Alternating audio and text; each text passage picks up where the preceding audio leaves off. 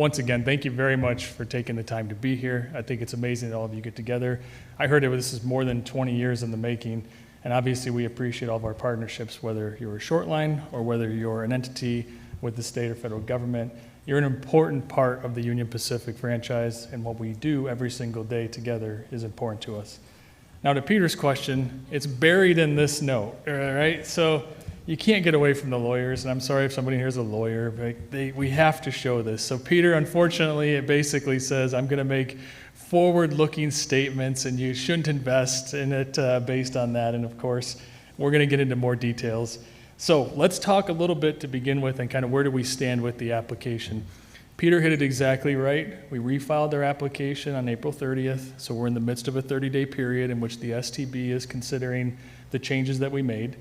3 primary changes, they're on the left-hand side of the slide. Number 1, a few days before our initial application, we received data, that being waybill data, from a number of different Class 1 railroads.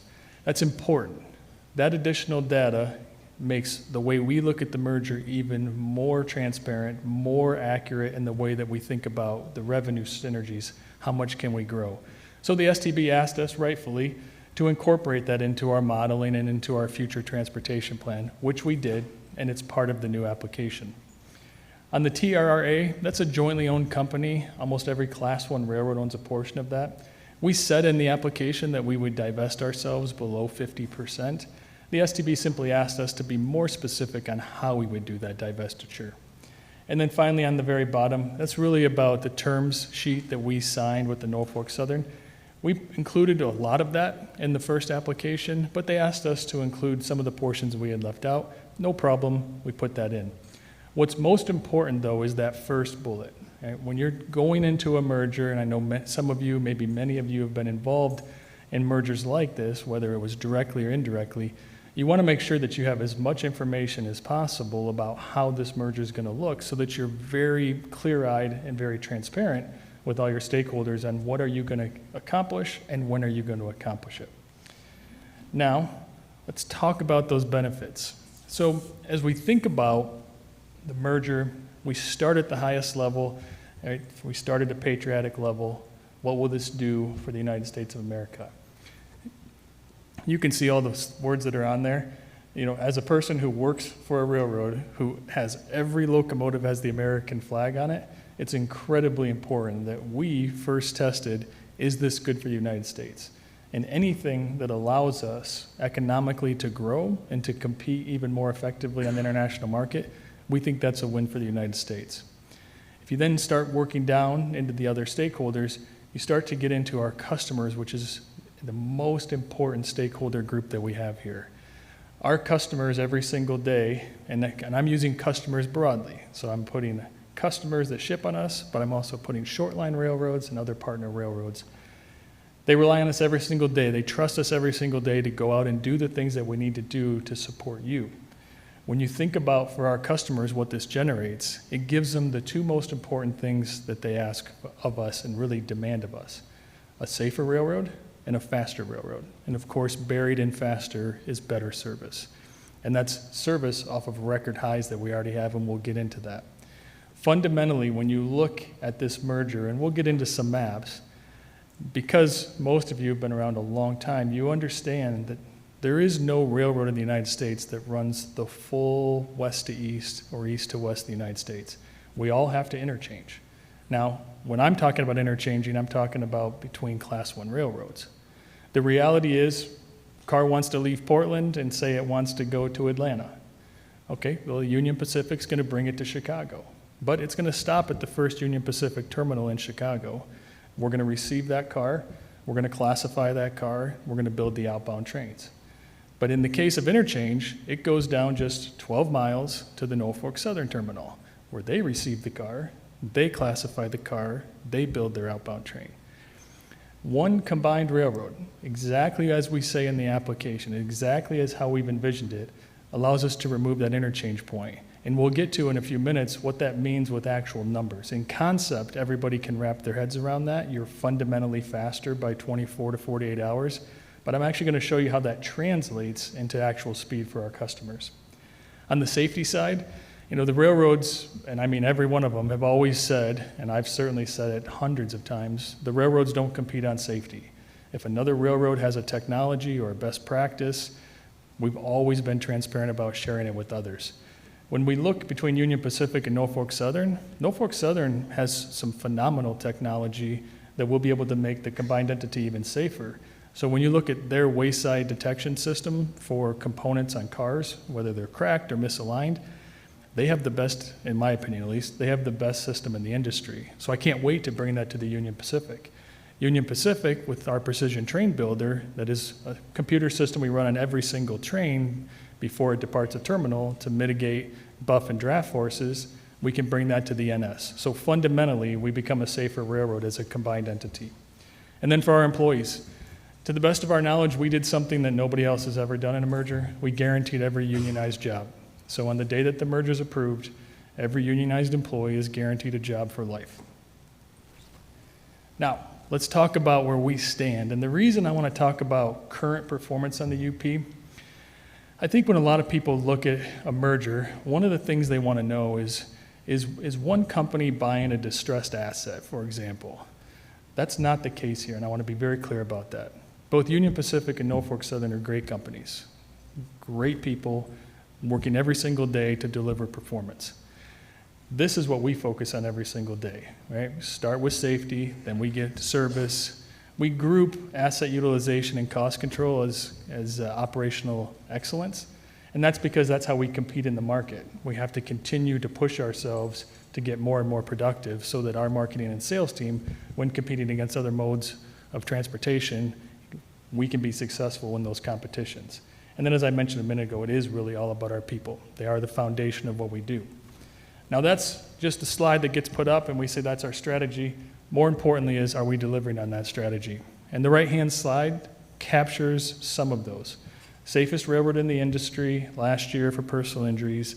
Right now, even though the FRA stats are 2-month lag, we talk to the other railroads. Like I said, we don't compete on safety. We're still #1 for personal injuries. On the service side, yes, you can look at our metrics and they'll tell you best evers. More importantly to me, as the head of operations and to my team, is the conversations we have with customers and short lines, where never do they claim that we are perfect, but the level of performance that we're providing from a service perspective is applauded with almost every single person I talk to. That's different than me saying we don't see opportunities every single day. That's why me and 29,000 other people in operating focus every single day to ensure that even small issues, we take them on, we try to resolve them, not just for that day, but we try to resolve it in a way in which we can sustain it. And then operational excellence. If you want to compete in the market against other modes of transportation and other railroads, you've got to have good productivity. So we've got record productivity on locomotives. That allows us to have the locomotives in our buffer fleet. So as volume comes on that we didn't otherwise expect, for example, 30% increase in international intermodal last year, we took that without a problem, 30%. And it's because we drive productivity so hard. Same thing's true on workforce productivity and, of course, car velocity, record bests. So now let's talk about how do we think about all of that in the context of the merger and some of the things that you hear. So one of the comments that I hear, and then of course it translates into questions to me, is will the combined entity have sufficient amount of capacity to handle the growth that we have in the application? And it's a lot of growth. It's 2.1 million loads. This is a great example of what brings me tremendous confidence. Back in 2019, we undertook an aggressive and sustained capital investment strategy to do siding constructions, siding extensions, and double tracking. As a result of doing that investment, we've been able to safely, and that's very important, safely increase train speed. And then we've also been able to increase train length. If you go back prior to 2019, if you were to wake up on the average day at Union Pacific and you were to look at this, what we call the big board, that has things like total train counts, you'd see that train count 800, 830. When you look at it now, it's about 600. More volume than we were handling back then, just to be clear. But we've done that because we've actually been able to grow train length, and with every train that we were able to take off the railroad, still handling all the volume, we generated latent capacity. So if you look at our railroad right now, I often get asked, like, how much latent capacity do your terminals and main lines have? Now, it depends on where you are on the railroad, but as an average, 20 to 30%. So while we're going to make additional investments, and I'll get into that, we have the capacity already to onboard the growth that we forecasted. The next thing we often get asked is, how does this specifically enhance competition for our customers? And I want to spend almost the most time on this slide, because it's literally the most important thing as we look at this merger is the value proposition for our customers. So the first one, and not everybody will agree with me, and that's okay.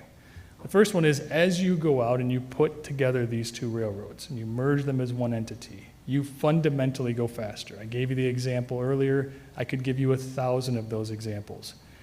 As the combined entity goes faster, we are providing faster and faster service that is more truck-like and in some cases truck-like, which means for our customers, they now have enhanced their competition, because before, portions of their business they could never bring to any railroad because it wasn't fast enough. As the railroad speeds up, even more than we already have, it allows them to provide competition where they can go in and actually start bringing more to the rail versus the trucks. Importantly, it also requires the competitors of our future combined entity to raise their game too. Customers are going to expect that if they can see as a combined entity on Union Pacific a service level of X, most customers don't want a service level of X minus 10%. So they're going to demand of the other class ones and of other entities to figure out ways to raise that up. That's good. We want to compete against them. We want them to be as good as we are. Right? We always want to beat them, but we want them to be as good as we are because it provides customers competition. On the 2-to-1s, that term may not be familiar to everybody. That simply is pre-merger, a customer facility has 2 class 1s that service it. I understand, because we have short lines in the railroad, or in the room, it may start with a short line, and you're a very important part of that process. But as it funnels to the 2 class 1s, they have 2 choices.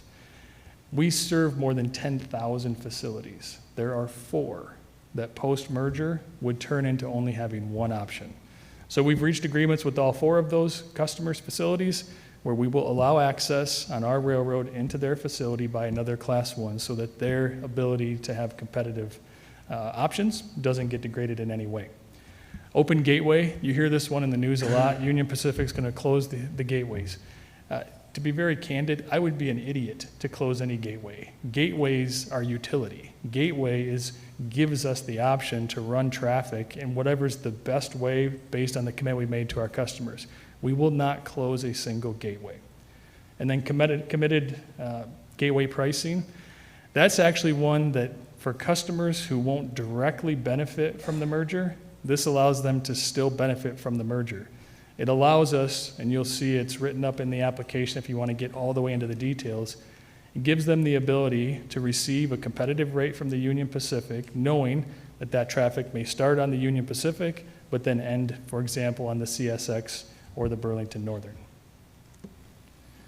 Now, those numbers that I were mentioning before, we are not the company, and I'm sure as hell not the leader that just uses words and says, trust me, let's go do this, it's going to work out fine. This is the type of performance that must come out of this merger, and this is exactly when we model and then go beyond the modeling what we will deliver. Fundamentally, when you start removing interchange points, you start speeding up cars. You also take out handlings. That 2,550 you see there, that's not a weekly number, that's not a monthly number, it's not an annual number. That is 2,550 car touches removed per day. And when you translate all those touches out, you stick the 4,700 train miles and then the 65,000 car miles. This is also an important thing, and it's intuitive, but maybe not intuitive all the time. You'll hear in the news people say, well, why is the merger necessary? Can't you just reach agreements? Right? Can't just 2 railroads agree on how they're going to operate together?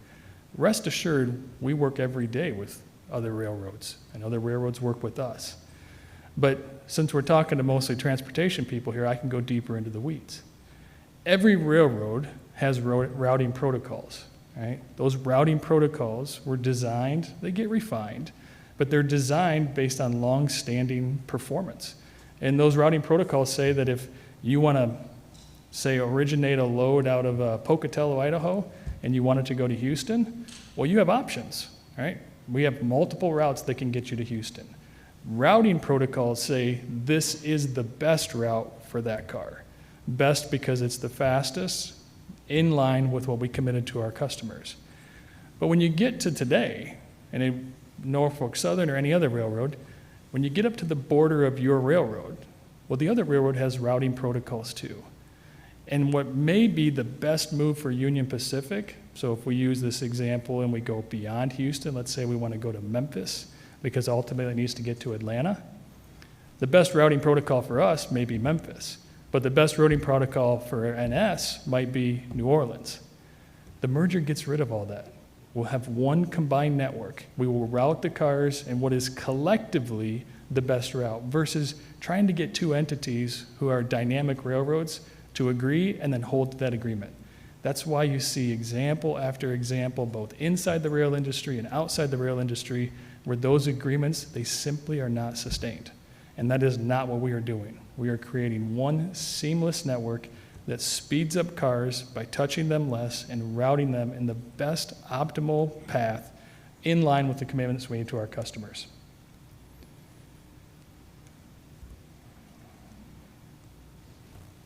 Okay, next thing you hear sometimes is people will say, well, you know, they're going to actually reduce services.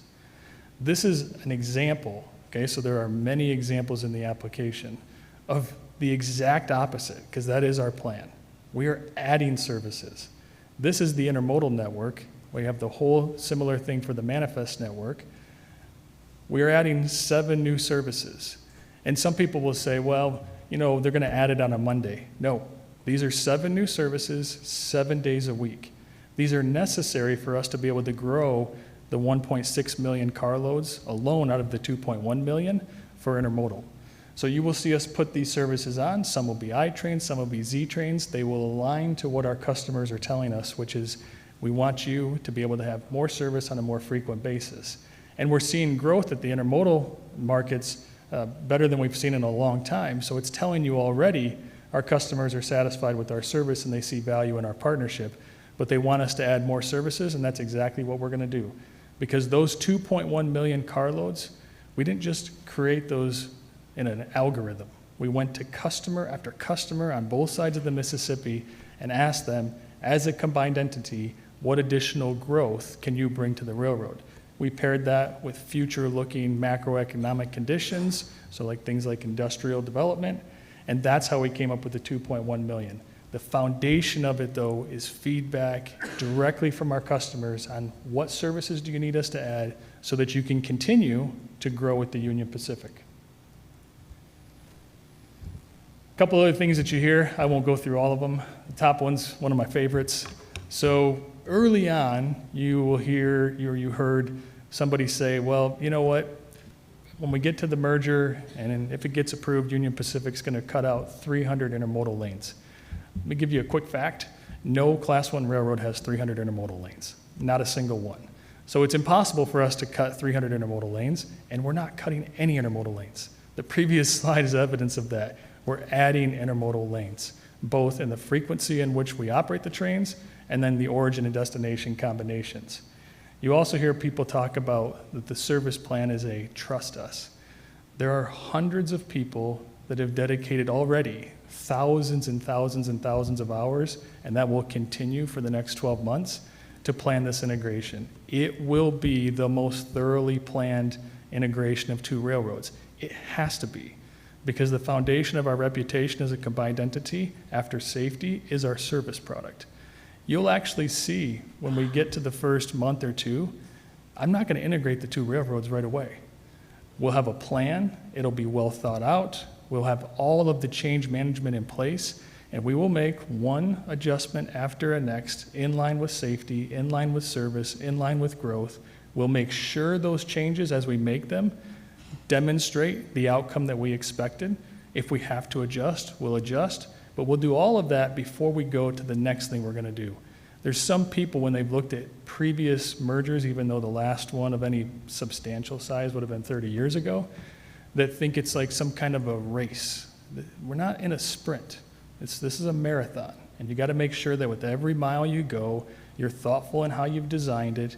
You're exceptionally cognizant of how you're going to educate the people all the way down to the ground level of how to do the work, because there are going to be things that we're going to do different to be able to deliver those results. But we are not going to rush this just for the sake of rushing. It'll be the exact opposite. And I think that surprises some people when they hear that, but it's the only way to do it. Our reputation is safety and service. You can't sacrifice either one of those in any way. Another thing you often hear is once the two railroads are combined, it's going to become a behemoth. That's a quote. That is not the case. If you look at the right-hand side of this slide, I think this is the best way to illustrate the size of the future entity. If you look at ton miles, which we think is the best way to measure that, you can see already where BNSF is at 39%. The combined future Union Pacific will be at 39%. So we are not going to have an outsized position in the market. We're going to have nearly the same exact position that BNSF has had for many, many, many years. So it's just fundamentally false when you hear that. On the investment side, so I mentioned earlier I would talk about that. The investments take two forms. It's going to be approximately $2.1 billion invested in the first 3 years.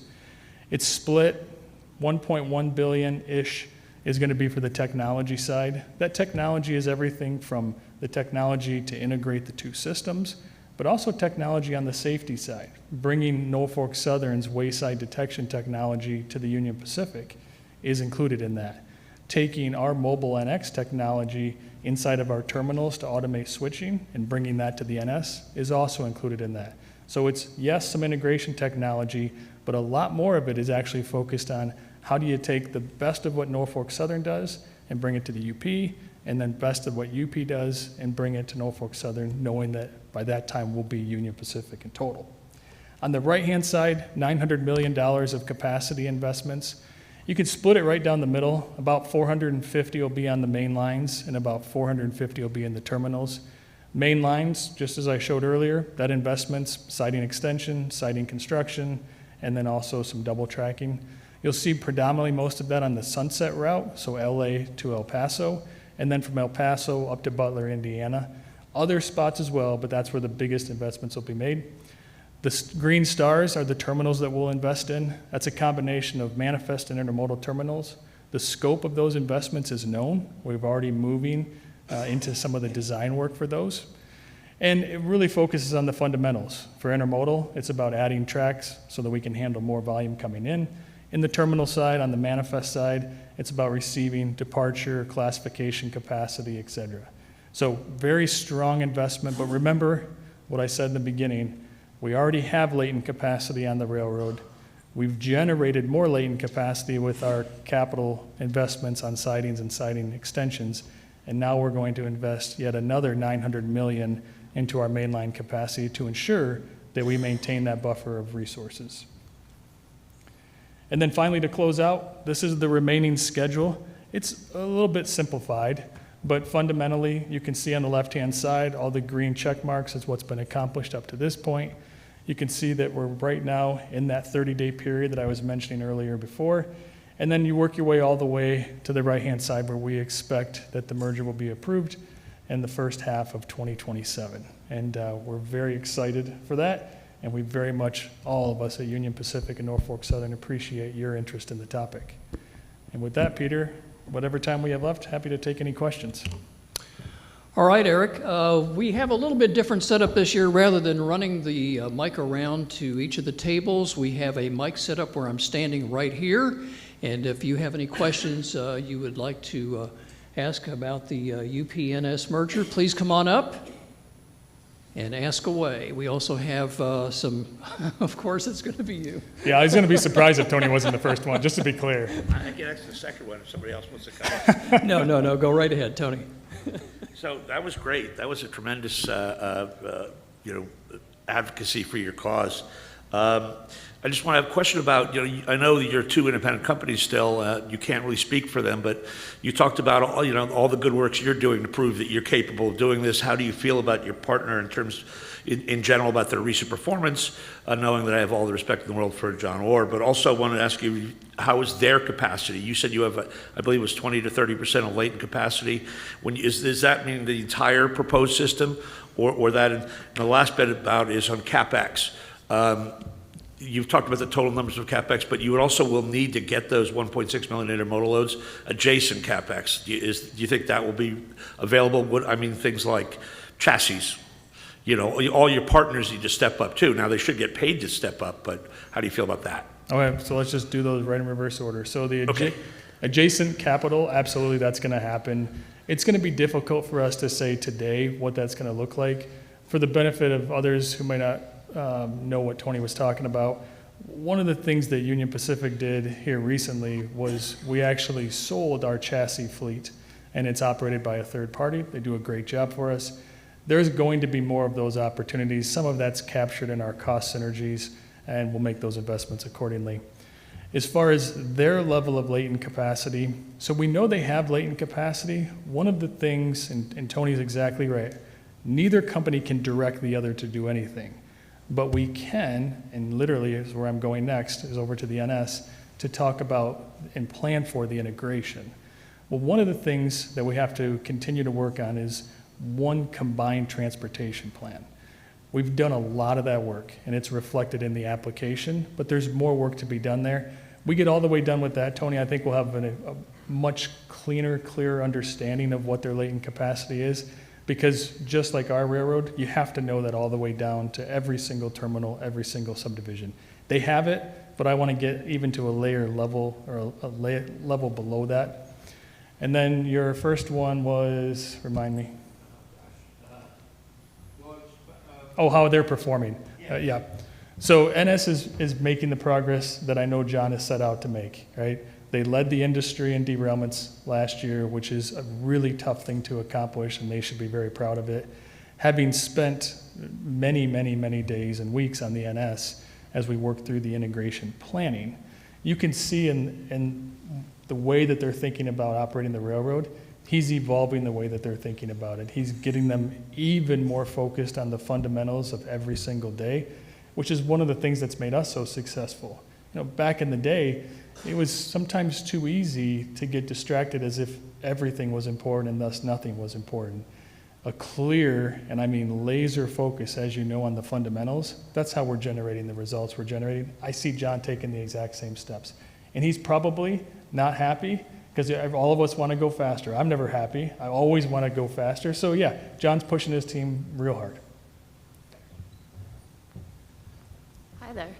I have a personal interest question. I live in Houston, and our city roads are crisscrossed by freight rail, and oftentimes you're on your way somewhere, an appointment or whatever that's timely, and you just have to stop and wait for the train to cross. Throw your car in park, make a phone call. So I'm concerned about longer trains and how you're going to work with the cities to ensure that people who live there can get to where they need to go safely. Absolutely. So if we go back all the way to 2019, 2020, we asked ourselves a similar question. Our question was, if you ran more trains but shorter, or if you ran longer trains but less of them, which one would generate less consumed time in the crossing? In other words, which one actually reduces the number of times you have to activate the crossing? It's unequivocal, at least on our railroad, doesn't mean this is going to be true for every other railroad, that we've reduced the number of times we activate crossings by having less trains, even though those trains are longer. Now, that doesn't mean anything to anybody, to your point, who's sitting at a crossing that's late for an appointment, or even if they're just not late, they could just be generally annoyed by the fact that there's a train there. So we tried and have continued to invest in Houston. It's actually the pilot program for the whole system. We went in because all of our crossings, at least in Houston, have technology where we can remotely access them and remotely monitor them. We went in and found the crossings that have the highest number of activations, and there were a total of 50 of them. We then built into our dispatching system an alarm So if you're a dispatcher at the Union Pacific, which is our dispatch centers in Omaha, and you've got all your screens, those crossings in Houston, and we may expand beyond it, you actually get an indication when we've occupied the crossing for longer than we should have, and that's measured in minutes, single minutes. That has dramatically helped because it's conditioning our dispatchers to condition our crews that says, look, you've stopped your train, you've got 3 cars that are still blocking the crossing, do you have room for 3 cars to go forward? That's helped our reduced, if you look at just Houston, we're down 65% in our train delay hours, or say crossing delay hours. 35% still to go. I don't think we'll ever get it to 0, but the march to get even better, it's not done. We understand, I think more than any other railroad, especially in places like Houston, you have to keep finding ways to reduce the amount of times you block crossings. So a follow-up, are state governments prohibited from investing in private rail and road crossings, or where roads touch private rails, we can't invest in that at all? Have you all considered doing any underpasses or overpasses to lessen the impact on the city? Yep, so on average, every year, we have 80 overpass projects. There's a couple underpasses in there, but almost all of them are overpasses. We provide funding for that, the federal government provides funding for that, and the states provide funding for that. So yeah, at any one time, there's 80 of those projects. Now, when you look at those, one of the things we push really hard for is it takes a long time.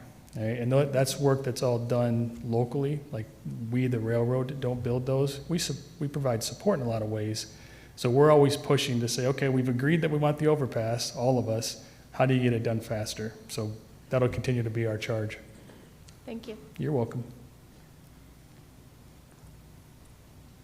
Hi, my name is Gary Moline, and I'm a California State Representative to the Rail Passengers Association.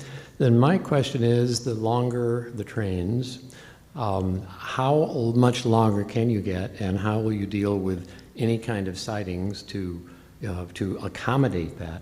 Because one of the things that we have as our mission in Rail Passengers is more trains and more places for more people. And I was on a train coming up today, or yesterday, from San Antonio. The incoming train was late, and the outgoing train was late. We were 5 hours late getting here. And it was all due to the problem with not having enough space for passenger trail. And so being the host railroads, what is your position on how that's going to be handled with the merger? Absolutely. So when we invest for train length, we go route by route, corridor by corridor. You don't want to be running, for example, 15,000 foot trains if you have sidings that are only good for 12,000. So when we started back in 19, every single siding we put in is 15,000 feet. So to your point of like how long could we go, that's the standard that we operate to. Now, we'd have to dig into that particular one, whether it was a train meet or some kind of variability. But most importantly, in the context of the merger, we're going to use the same exact playbook that's served us very well, which is you have to build out your infrastructure before you start trying to grow train length, especially if it's a route where it's single main. If you've got 2 tracks, well, you can make those changes pretty much, whenever you'd like. But if you're on single main track, to your point where you've got to make the meets, you've got to make sure that you've built out your infrastructure before you start increasing your train length. We've done that. We'll do the same thing as the combined entity. Eric, I'm going to take a little privilege here and ask you a question myself, and it has to do with competition, but not with another railroad. So how is a larger merged company like UP and NS going to address the growth of autonomous trucking? For example, right now there's autonomous trucks, as I understand, operating between north of Fort Worth at Alliance down to Laredo. And last week there was a full driverless run, as I understand, that was from north of Houston to south of Dallas, totally untouched by human hands. So what do you look for? What is your outlook for autonomous trucking compared with the industry? Sure. So let's start with when you think about autonomous trucks, and you can generalize it to trucks, but we're going to talk specific about autonomous trucks. Rail, and I'm not talking about just Union Pacific, the entire industry, safest form of land-based transportation, remarkably more safer than even the autonomous vehicles or just conventional trucks. Number 2, what we focus a lot on is the hazmat side. most people don't recognize what the railroads actually carry from a hazmat perspective. And when we get, at least in our case, 99.993% of loads from origin to destination without incident, people take for granted that that's not on the interstate and it's not involved in some of those accidents we all see. So that is the foundation of how we start thinking about it. In the context of the merger, 2.1 million loads coming off of those interstates, the ones that are congested. And just on a personal note, so my oldest son graduated on Saturday, and I grew up in Michigan. Thank you. And we had people in my family in from Michigan. And I don't call them up and talk about the merger, but they knew about it a little bit. So we're sitting there having dinner, and my uncle says to me, he says, hey, because they drove from Michigan. He says, when you guys merge, he's like, is this going to help on all the trucks that I see between Chicago and Detroit and vice versa? The fact that he knows very little, if anything, about the merger, and that's his number one concern, tells you that it's on people's minds. And you look at any of these big metropolitan areas, the congestion's only getting worse and worse, at least in most cases. So we can beat all of that. And the EVs that are going to be coming, because you're right, they are going to be coming to the railroad, look, done correctly, they can be a great form of being able to actually generate growth and maybe some kind of a transload or a first mile, last mile. So there's something to be aware of. We are. There's something to continue to be safer than. We are so far, and I don't expect that to change. And then as they really start to take roots and what do they do well, like everything else, we'll look and say, how do we partner? How do we capitalize on what they do really well combined with what we do really well?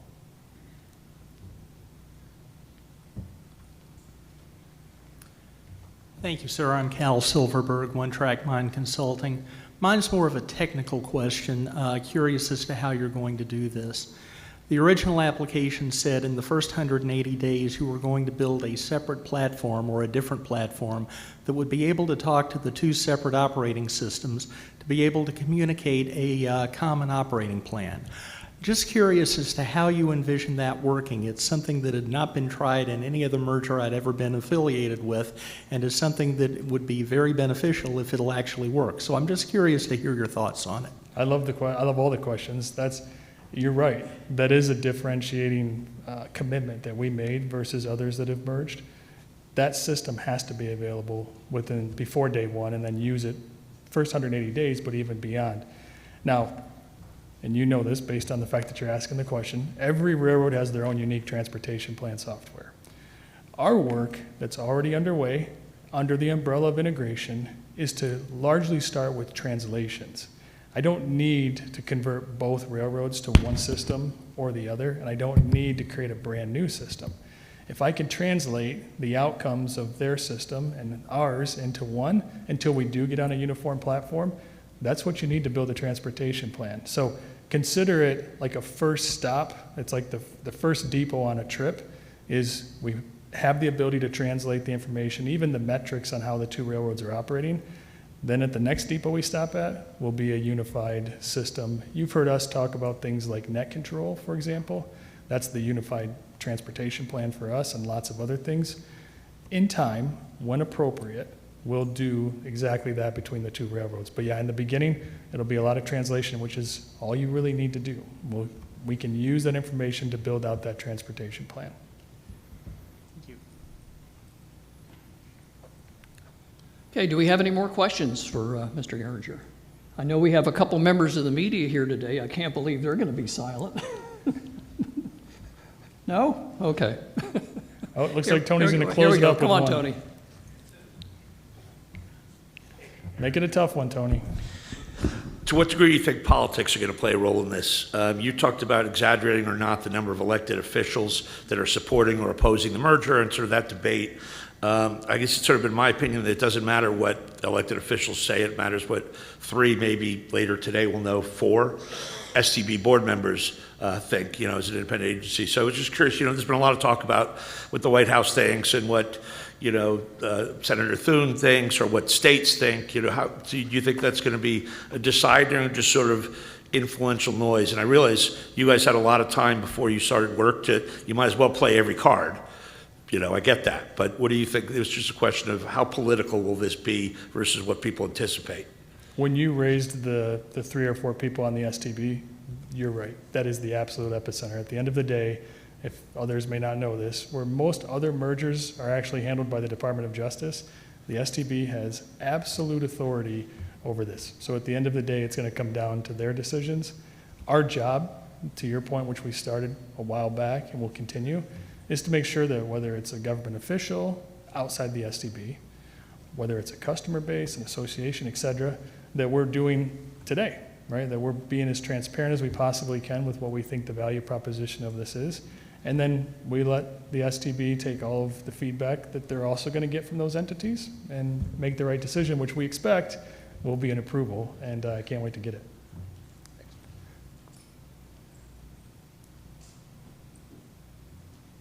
I wore him out, Peter. All right, I guess we put you through the ringer. Thank you very much. All right, everybody. thank you. Round of applause for Eric, please.